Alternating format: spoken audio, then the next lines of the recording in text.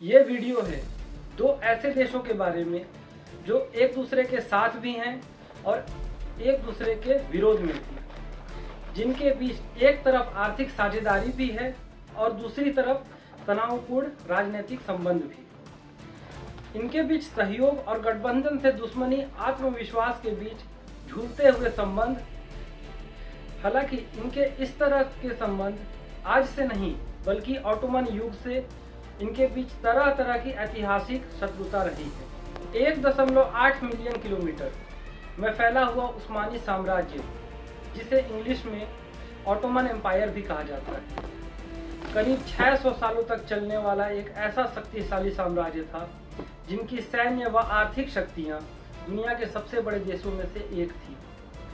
लगातार विस्तार करते हुए ऑटोमन साम्राज्य एशिया के माइनर से दक्षिणी पूर्वी यूरोप, मध्य पूर्वी और उत्तरी अफ्रीका तक अपना साम्राज्य फैला चुका था। इसका लगातार विस्तार इसकी सशक्त सेना, मजबूत आर्थिक व खगोल विज्ञान एवं वास्तुकला के बल से डैन्यूब से नील तक अपना साम्राज्य विस्तारित कर लिया था। ये भी दुखद है कि एक शक्तिशाली विस्तृत साम्राज्य जो कि लगातार 600 वर्षों से अधिक समय तक चला और सन 1922 में समाप्त हो गया। करीब 22 महीने पहले 18 जनवरी सन 2021 को इस साम्राज्य के 45वें व आखिरी सुल्तान, जिनका नाम दूमदार अली उस्मान की मृत्यु हो गई। ऑटोमन साम्राज्य के खत्म होने के ऐलान के साथ ही तुर्की के संसदीय लोकतंत्र में अपने पैर जमा लिए और देश गणराज्य बना। खिलाफत नाम के शब्द को एक पन्नों के पीछे दफन कर दिया गया। एलाइट सऊदी और तुर्की के बीच एक होटल के रूम में गुप्त समझौता हुआ था। 600 साल तक राज करने वाली ऑटोमन एम्पायर वर्ल्ड वॉर 2 के बाद देखते ही देखते खत्म हो गया। वो समझौता था 100 साल का एग्रीमेंट। क्या 2023 में सऊदी अरेबिया की हुकूमत खत्म हो जाएगी? क्या 100 साल की एग्रीमेंट खत्म हो जाएगा और तुर्की की हुकूमत वापस आ जाएगी? क्या थी उस होटल की गुप्त मीटिंग? क्या था वो एग्रीमेंट? क्या थी लुसान की संधि? आज हम जानेंगे इस बारे में।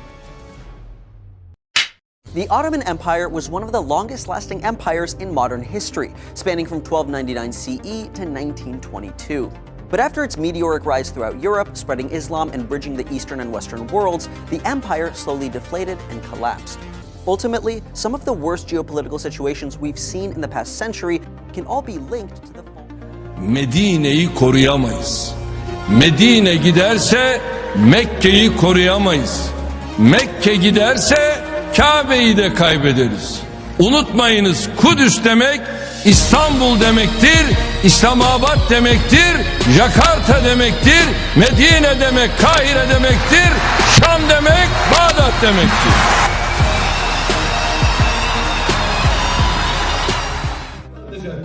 Atsın da yönelim ağzının payını alın. 5 saatte Selanik'teyiz. 5 saatte Atina'dayız. Ne yaparlarsa yapsınlar. Şunu unutmayın. Eski Türkiye yok artık. A senior official from Turkey's ruling AKP government has said Turkish forces will be in Athens in 5 hours in the event of a missile attack amid increased tension between the two countries in the eastern Mediterranean.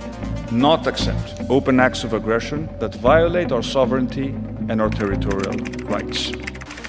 जब Ottoman साम्राज्य के सैनिकों ने सन 1818 में Saudi state पर हमला किया था, तो उस दौरान सऊदी अरब के किंग को बंधक बना लिया गया था और उस्मानिया सल्तनत यानी कि ऑटोमन साम्राज्य के सैनिक सऊदी अरब के किंग अब्दुल्ला शाह बिन सऊद और वहाबी इमाम को जंजीर में बांधकर इस्तांबुल लाए थे और इसके बाद हागिया सोफिया के बाहर अब्दुल्ला का सिर कलम कर दिया गया था। जब ऑटोमन साम्राज्य के सैनिकों ने सऊदी स्टेट की राजधानी दीरिया और रियाद के बाहरी इलाकों पर हमला कर ध्वस्त कर दिया था। ऑटोमन ने सऊदी स्टेट को पहली बार 1818 में तबाह किया और 1871 में दूसरी बार नुकसान पहुंचाया। ऑटोमन साम्राज्य ने तीसरी बार भी सऊदी स्टेट पर हमला किया था, लेकिन पहले विश्व युद्ध में उसे ब्रिटेन का साथ मिलने के कारण ऑटोमन साम्राज्य ने केंद्रीय शक्तियों की ओर भाग लिया था और बुरी तरह से हार हुई। सन 1918 में प्रथम विश्व युद्ध की समाप्ति के बाद विजय सहयोगी शक्तियों ने 10 अगस्त 1920 को विश्व युद्ध की समाप्ति के बाद सेवर्स की संधि से ऑटोमन साम्राज्य का विभाजन कर दिया गया और तुर्की पर यूरोपीय शक्ति का अधिकार हो गया। इसके खिलाफ देश में तुर्की राष्ट्रवादी आंदोलन की शुरुआत हुई। सैन्य कमांडर मुस्तफा कमाल अतातुर्क के नेतृत्व में तुर्की की स्वतंत्रता का आंदोलन चला। 18 सितंबर 1922 में यूरोपीय शक्ति को देश से बाहर निकाल दिया गया। 1 नवंबर को नई संसद सल्तनत की समाप्ति का ऐलान कर दिया गया, जिसके साथ ही 623 साल पुराने ऑटोमन साम्राज्य का अंत हो गया। 29 अक्टूबर 1923 को देश के गणराज्य की स्थापना की गई और मुस्तफा कमाल अतातुर्क देश के पहले राष्ट्रपति बने। उन्होंने देश में राजनीतिक और सामाजिक क्षेत्र में क्रांतिकारी सुधार किए और देश को एक धर्मनिरपेक्ष राष्ट्र घोषित कर दिया।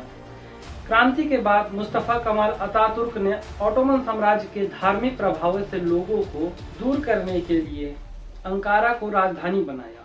सन 1922 और 1923 में युद्ध के दौरान उन्होंने कोई बड़ी जीत हासिल नहीं की थी और अधिकांश गैर तुर्की राष्ट्रीयताओं को ऑटोमन में दिया गया, लेकिन तुर्की ने इस सेवरेस को खारिज कर दिया। उस समय के बड़े नेता थे कमाल अतातुर्क, जिन्होंने 1922 में ग्रीक तुर्की युद्ध में और मित्र देशों की वापसी के बाद यूनानियों की सेना को हराया था। परिणाम स्वरूप 24 जुलाई 1923 को लॉजेन में बीयू रिवेज प्लस होटल में ट्रेजेडी ऑफ ल्यूजाइन, जिसे लुसाने की संधि भी कहा जाता है, पर एक अंतर्राष्ट्रीय शांति समझौते पर हस्ताक्षर किए गए और आधुनिक तुर्की गणराज्य की स्थापना और इस्लामी खिलाफत को समाप्त कर दिया गया और धर्मनिरपेक्ष राष्ट्र घोषित करने का यह एक अहम पड़ाव था। जिस एलाइड पावर ने लॉजेन की संधि में समझौते की बात पर सहमति बनवाई, या यूं कह ले कि ताकतों की जोर पर समझौता जबरन करवाया गया, वो वास्तविकता में ऑटोमन को तोड़ने का एक सफल प्रयास था। इसके बाद इसी एम्पायर में पल रहे छोटे छोटे देशों में आजादी की मांग उठने लगी, जिसकी सबसे पहले शुरुआत हुई सऊदी अरेबिया से। इसके बाद इस्लामिक देश खिलाफत उस्मानिया से अलग हो गए। इस तरह से मुसलमानों की हुकूमत 600 साल कायम रहने के बाद एक समझौते के एवज पे तोड़ दी गई। आपको बता दूं कि तुर्की और सऊदी विवाद कोई हाल का मसला नहीं है। इससे पहले भी ऑटोमन में ऐसे वारदात को अंजाम दिया गया था, जिसके तहत सऊदी को ब्रिटिश हुकूमत का सहारा लेना पड़ा। खैर, उस समझौते के बाद सरहदों को समेटकर आज को तुर्की के जितना छोड़ दिया गया। यह ब्रिटेन और फ्रांस की साजिश थी, जिसमें वो कामयाब हो गए और उसके बाद तुर्की पर रोक लगने लगी। सबसे पहले तेल की खोज व सप्लाई रोक दी गई और संपत्तियों को जब्त कर लिया गया और काला सागर से निकलने वाले तेल और भूमध्य सागर से निकलने वाले जहाजों का शुल्क प्राप्त करने का हक भी छीन लिया गया। मुस्तफा कमाल अतातुर्क का शासन सन 1938 तक रहा। उसके बाद सत्तावादी नेतृत्व में देश के व्यापक सामाजिक और कानूनी राजनीतिक सुधारों को अपनाया। एक दलीय शासन कुछ समय के बाद बहुदलीय राजनीति में बदल गई। अब विपक्षी डेमोक्रेटिक पार्टी ने 1950 की चुनाव जीत हासिल की। अस्थिरता और आंतरिक सैन्य तख्तापलट 1960, 1971 और 1980 के समय भी लोकतंत्र टूटा, जिसके परिणाम स्वरूप राजनीतिक शक्ति की वापसी हो गई। दोस्तों, मुद्दा तो अभी शुरू ही हुआ है। अभी वीडियो बनाएंगे इसमें तो बहुत ही लंबा चला जाएगा।